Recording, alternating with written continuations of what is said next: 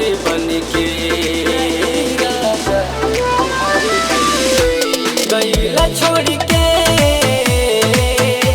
चोली सर के कैसे के हम रही राजा तोहरे बन के तू वादा कइला तोड़ दिहला कैसे के हम रही राजा तोहरे बन के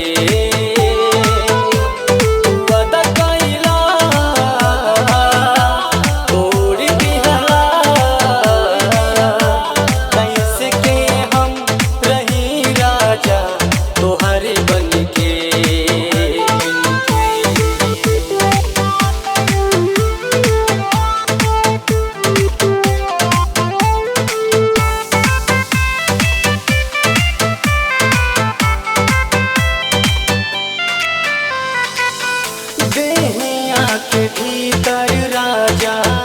होता गोद गोदी का कहिए राजा से जिया पे कूदी शरीरिया लेता हमरो खूबे अंगड़ाई का कहिए राजा आवे ना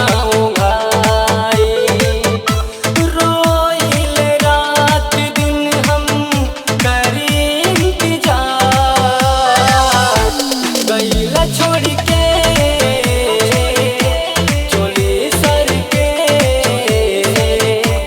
कैसे के हम रही राजा तोहरे बन के वादा कइला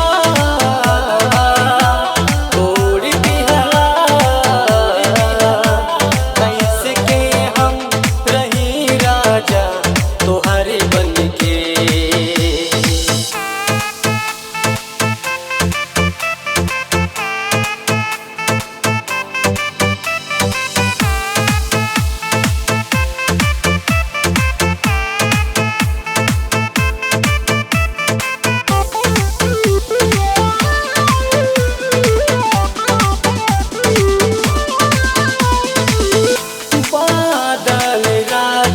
तू